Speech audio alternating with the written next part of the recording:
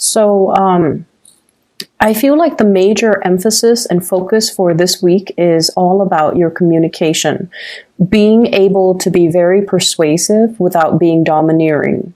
And I also feel being able to persuade people with facts rather than manipulation, okay? A lot of the times when we want somebody to kind of do things that we think they should do, and we kind of justify it by saying, oh, it's for their better good, it's for their greater good, or it's for their best interest. And we might be in a position where we kind of spin the truth or omit truths, or spin a situation so that it skews other people's perception in a specific direction, and that is manipulation. So I feel like this energy is coming in with both of these spreads. So you want to be a little bit careful about your intentions, and you want to be a little bit, mindful about not infringing on people's free will. And even if they make decisions that you don't agree with, it's really important to provide the whole truth so that other people can, make informed, enlightened decisions. Okay. When it comes to your romantic sector, I feel like you're dealing with a partner who you consider to be kind of like the pillar of stability, okay? You have a really, really stable romantic partner in your life that you're either coupled up with, or somebody that you are thinking about heavily, or you're really in love with. The person shows up as the Ten of Pentacles. So this is their energy. And what it denotes to me with this Ten of Pentacles is someone who's very, very career-oriented. They're very family-oriented as well. They keep in touch with their extended family members, grandparents, parents, nieces and nephews, aunts and uncles. So it's somebody that comes from a large family, and they take family roles and relationships very, very, very seriously. And in a way, I feel like they are very mindful of other people's faults, but they don't hold grudges against other people.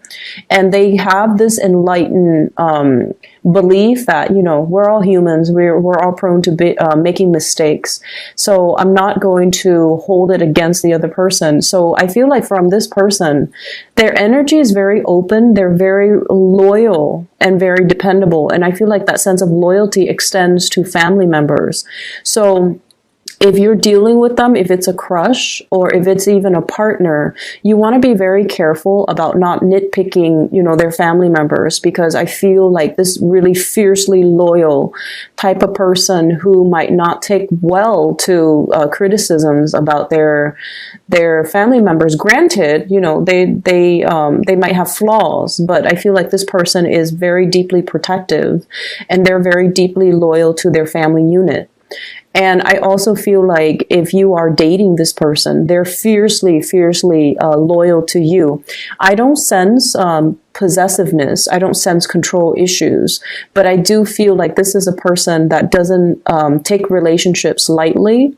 And they might not have dated around a lot. So I feel like somebody who's a late bloomer, somebody who, really believes in the institution of marriage, and they're a little bit more old school, a little bit more traditional, and I feel like they do want to embody the traditional gender roles or the traditional family value where one person's the breadwinner, the other person takes care of the kids.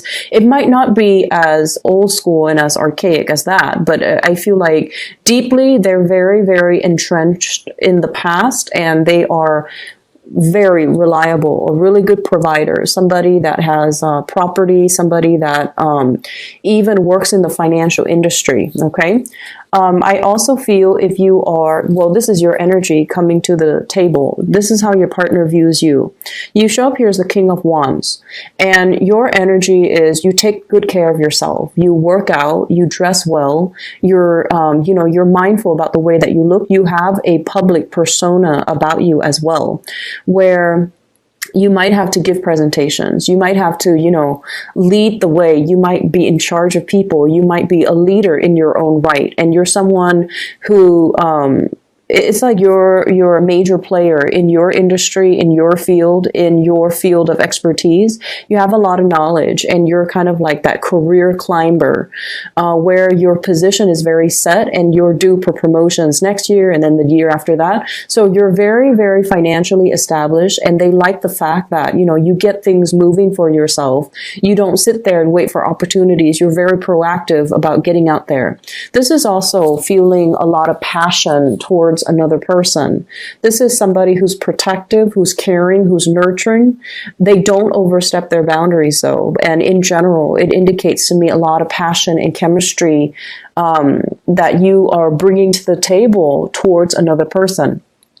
If you are dealing with an earth sign, a Taurus, a Virgo, or a Capricorn, I feel like there might be communication issues coming into the picture, and your partner might be very slow to act. You know, with the nature of the Ten of Pentacles is that they're very, very methodical. They're very risk adverse. They don't like to take unnecessary risks. They don't like to deviate from their routine and their norms. And they don't really, they're not impulsive, not very spontaneous. And I feel like you're trying to get a lot of things moving, and this person is kind of dragging their feet.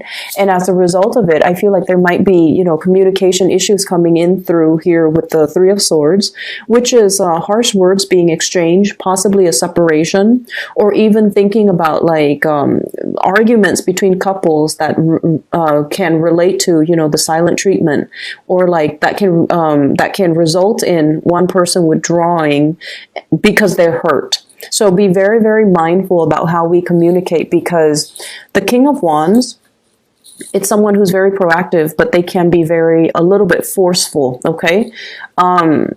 If you're dealing in particular with earth signs, I feel like, you know, want to tone down on the teasing and the communication, and make sure you communicate from a space where you're understanding of their slowness to act, that you're also, you know, a little bit more understanding of their willingness or their unwillingness for change, okay, to make like rapid sweeping change in their lives. They see you as someone who's able to implement, you know, it's like you don't talk about things, you just do them.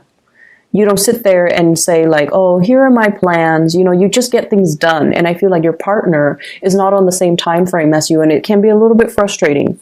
I see as well a lot of like missed opportunities between you and a crush. Okay, so we have here the Five of Cups. This is what I call like the heartbreaker card. It's somebody who can be seen as a little bit flirtatious. They are very, very friendly, but their attention is not exclusive to one person. Or at least they're not really aware of how other people perceive them. So I feel there's an element here about, you know, harsh words being exchanged, feeling that sense of regret, and feeling that sense of like, I shouldn't have said that, or, you know, he or she should not have said that to me. So it can create a little bit of an estrangement between two people. And we also have the Devil energy coming through here, which indicates, I feel like, for some of you who are not in well, you could be in a committed relationship, you're dealing with another person that might have entanglements elsewhere. Okay, so they might have a family, they might have, you might find out this week, like somebody you're interested in is already in another relationship. If they've been flirting with you hardcore, then, you know, I feel like you're going to put a stop to that.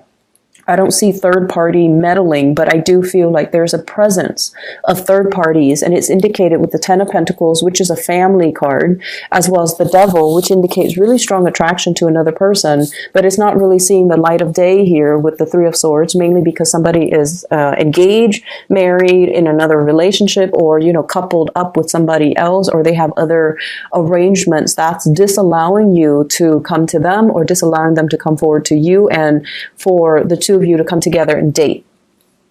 The other areas that I'm going to touch on here is, I feel like for many of you, there's a sense of like self-consciousness, being self-conscious, feeling like anxiety, and I feel like it's in the realm of public speaking. Okay, many of you have high levels of education. So I feel like the majority of people who are watching this you guys have like a high level of education, and it's indicated here with the magician. This is somebody I feel like, you know, it's somebody who has a mastery over many subjects. So you might have a master's degree, you might have a PhD, you might have a bachelor's degree, you might have multiple certificates, might have multiple degrees. And I feel almost like you're trying to find ways in which to make use of all your skills, okay? And you're trying to, as well, I feel, reach out to a larger demographic.